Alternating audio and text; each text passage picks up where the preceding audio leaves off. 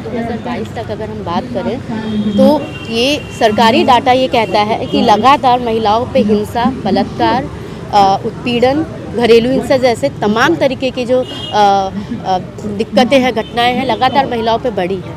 तो इससे सवाल उठता है कि 2012 में जो देश भर में महिलाओं का आंदोलन हुआ था और जिसके दबाव में आके महिलाओं की ये जीत हुई थी कि सरकार जल्द से जल्द फास्ट ट्रैक कोर्ट खोले, निर्भया फंड को जारी करे, जो उत्पीड़ित महिलाओं को थोड़ी राहत दे और one stop rape crisis centre खोले जाएं।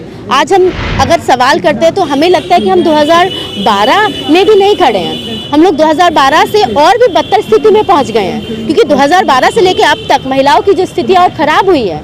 आप देख लीजिए, लगातार हम देखते हैं कि बीजेपी सरकार में खासकर अगर हम डाटा देखेंगे तो महिलाएं असुरक्षित और ज़्यादा हुई हैं, महिलाओं को नौकरियों से और निकाला गया है, महिलाओं की जो काम की जगह है वो बहुत ही असुरक्षित है, महिलाओं के लिए कोई भी एंटी सोशल हैरेसमेंट कमेटी जैसी किसी भी फैक्ट्री में, कारखाने में या किसी भी असंगठित क्षेत्र में कोई भी ऐसी कमेटी काम नहीं करती है। तो हम सवाल पूछना चाहते हैं कि क्या किया है आपने चुनाव के लिए कई तरीके के वादे किए होंगे, 2012 से लेकर 2022 तक करोड़ों रुपया उड़ा दिया गया होगा, चुनाव में प्रचार में उड़ा दिया गया होगा। अगर यही पैसा अगर निर्भया फंड में लगाया जाता, one stop rape crisis centre में लगाया जाता और बाकी तमाम तरीके की सुविधाएं देने के लिए लगाया जाता तो आज हम सुरक्षित महसूस करते।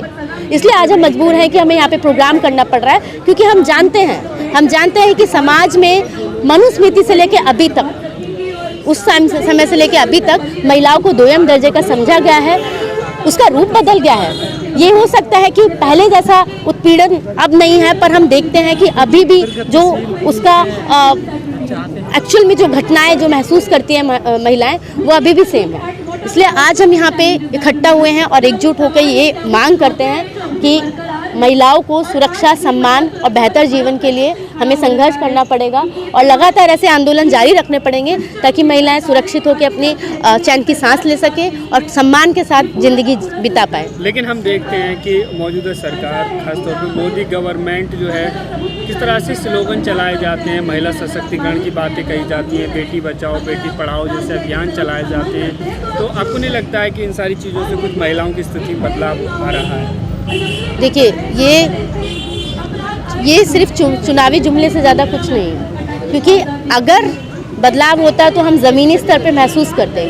आज भी रात को अगर मैं 10-11 बजे यहाँ घूमने से डरूँ, क्योंकि मैं जानती हूँ कि हकीकत क्या है। तो ये नारे होते हैं, पर नारे हम लोग कहते हैं कि ये ज़मीन पे क्यों नहीं है, और ये नारे तभी क्यों उठाए जाते हैं जब सरकार को वोट लेने होते हैं, खासकर महिलाओं से, और वो भी इस तरीके से कि अगर वो दलित महिला है तो दलित का मुद्दा उठाओ, अगर वो मुस्लिम महिला है तो मुस्लिम महिला का मुद्दा उठाओ। अरे महिलाओं का एक ही मुद्दा है, हमें सुरक्षा चाहिए, सम्मान चाहिए, रोजगार चाहिए, शिक्षा चाहिए, बेरोजगारी से छुटकारा चाहिए, भूखमरी और गरीबी से छुटकारा चाहिए। आप उन मुद्दों को क्यों दबाते हैं? आप उन मुद्दों को दबा के कभी मुस्लिम का मुद्दा लाएंगे, कभी 3 तलाक का मुद्दा लाएंगे, कभी दलित महिला का मुद्दा लाएंगे। कभी आपने सोचा है कि वो कैसे ज़िंदगी जी रहे हैं? कभी सरकार ने कभी सोचा है कि बस्तियों में महिलाएं आज भी रात के 3 बजे पानी क्यों भर रही है? हम मंगल ग्रह में पानी लेने की बात करते हैं, हम मंगल ग्रह में एक पत्थर की रिसर्च करने की बात करते हैं। जिस धरती पे जीवन बसा हुआ है उनकी जिंदगियां कैसी हैं, कभी सवाल उठाया उस पर? कभी उनके बारे में सोचा है? तो हम लोग अच्छे से जानते हैं कि जो चुनावी जुमले हैं वो हर बार फेंक के जाएंगे, तब फेंक के जाएंगे तब उनको चुनाव के लिए राजनीति की रोटियाँ सेकनी होंगी। पर हम लोग सचेत हैं इस चीज़ से। 70 साल से लेकर अभी तक कुछ नहीं बदला है। इतना ब्रूटल रेप केस होता है, उसकी हत्या कर दी जाती है। फांसी देने से क्या हुआ? बदलाव आपने लाया क्या? हम लोग ये मांग नहीं करते कि 4 लोगों को आप फांसी पे लटका रहे, उसके बाद करोड़ों महिलाएं वैसी की वैसी, उनकी स्थिति तस से मस नहीं हुई है, वो और ज़्यादा हिंसा और उत्पीड़न में जीने को मजबूर हैं। उनकी स्थिति की बात कौन करेगा? तो हम लोग बात करते हैं ज़मीनी स्तर पर बदलाव लाया जाए, उनके मुद्दों को, उनके तमाम तरीके की समस्याओं को सीरियसली लिया जाए, और उसके लिए ज़रूरी है कि सरकार सेंसिटिव हो। अगर सरकार ही इनसेंसिटिव होगी, सरकार की मानसिकता ही मनुवादी, ब्राह्मणवादी होगी, तो हम उससे कैसे उम्मीद कर सकते हैं कि वो महिलाओं की तमाम समस्याओं को सीरियसली लेंगे और उनकी मांगों को उठाएंगे। क्या आपको लगता है सवर्ण महिलाओं से ज़्यादा जो दलित महिलाएं हैं उनके ऊपर ज़्यादा एट्रोसिटी या अत्याचार होते हैं? बिल्कुल होते हैं, क्योंकि अगर हम घरों में भी अगर बात करेंगे तो जो मजदूर महिला है, जो नीची जाति की है, वो ज़्यादा शोषित है, क्योंकि अगर वो जहाँ फैक्ट्री में जा रही है तो उसके साथ भी वो जातिगत शोषण बना हुआ है, घरों में भी जातिगत शोषण बना हुआ है। सवर्ण महिला और दलित महिला में अंतर इसलिए है क्योंकि उनकी आर्थिक स्थिति अलग है। सवर्ण महिला अगर हायर एजुकेशन तक पहुंच पा रही है और अपना ज़िंदगी बेहतर कर पा रही है, और दलित महिला अभी भी सफाई के कामों में लगी हुई है। दिल्ली यूनिवर्सिटी में आप देख लीजिए, आप पूछ लीजिए वो किस जाति की हैं। आज भी महिलाएं हैं जो कॉलेजेस में और बाकी तमाम ऑफिस में सफाई का ही काम करती हैं। तो हम लोग देखते हैं कि जो जाति और जो आर्थिक प्रश्न है वो एक साथ जुड़ा हुआ है। किस तरीके से वो उनकी जाति होने के कारण उनको वैसे ही रोजगार मिलते हैं जो उनके पूर्वज करते आए हैं। तो जाहिर सी बात है इस क्षेत्र में भी वो शोषण का शिकार होती हैं। ठेकेदार का जो दबाव होता है उन पे, उनका भी वो शिकार होती हैं। सवाल ये है, निर्भया के लिए हर कोई खड़ा हो जाता है, लेकिन दलित बेटी के साथ कुछ होता तो कोई नजर नहीं आता। ना वो प्रगतिशील महिलाएं जो दिन रात चिल्लाती है, चाहे संसद में, बाहर टीवी पर, वो भी नहीं बोलती हैं दलित। आप बिल्कुल सही कह रहे हैं और मैं आपसे बिल्कुल सहमत हूँ।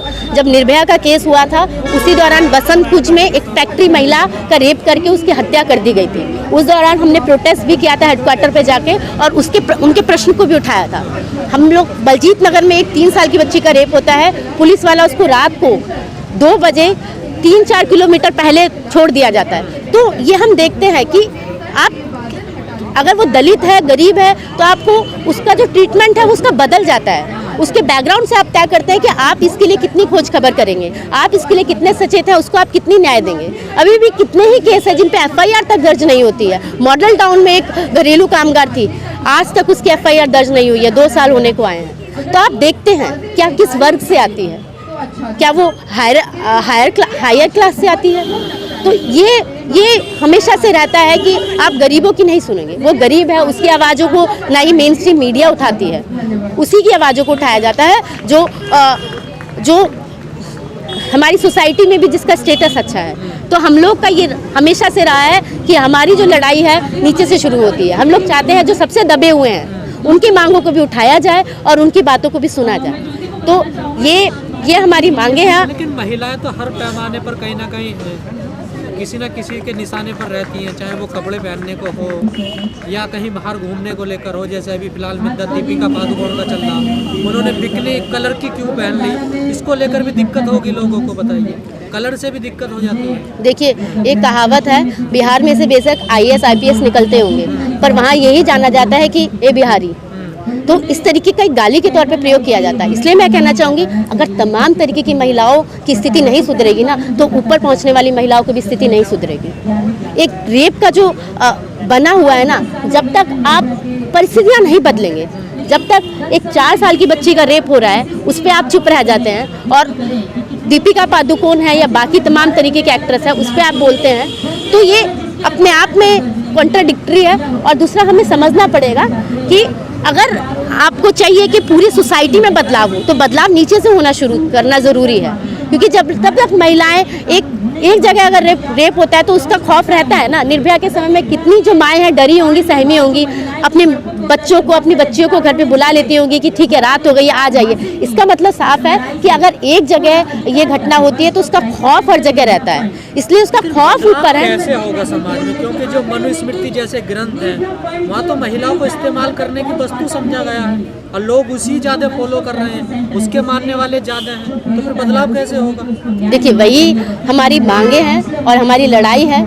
जो मनुस्मृति और ये जो पूरा ब्राह्मणवाद है वो हमें सरकार के चरित्र में साफ नजर आता है। इसलिए हम कह रहे हैं कि जब हमारी सरकार ही महिला विरोधी हो, सरकार ही दलित विरोधी हो, तो एक आखिरकार यही विकल्प बचता है कि हम लोग जन आंदोलन को तेज करें, महिला संगठन बनाएं और महिला आंदोलन को तेज करें, जिसमें जो हमारी जायज़ मांगे हैं, महिलाओं को शिक्षा में बढ़ावा दिया जाए, बस्ती महिलाएं हैं समान काम का समान वेतन दिया जाए, सफाई कामगार हैं उनको तमाम तरीके की सुविधाएं दी जाए और जो काम मशीनों से किया जा सकता है उसको मशीनों से कराया जाए। यहीं से शुरुआत होगी। हमें अपनी छोटी छोटी मांगों को बढ़ा के एक बड़ी लड़ाई में तब्दील करना होगा, क्योंकि जब तक हम इन मांगों को नहीं बदलेंगे और सिर्फ ऊपर कुछ लोग हैं उनकी मांगों को उठाते रहेंगे, तब तक महिलाओं की स्थिति नहीं बदलने वाली है। इसलिए मैं बार बार कह रही हूँ कि हमें जो एक बड़ी संख्या है उसकी मांगों को भी एकजुट करना होगा, तभी हम महिला मुक्ति का सच में प्रश्न हल कर पाएंगे।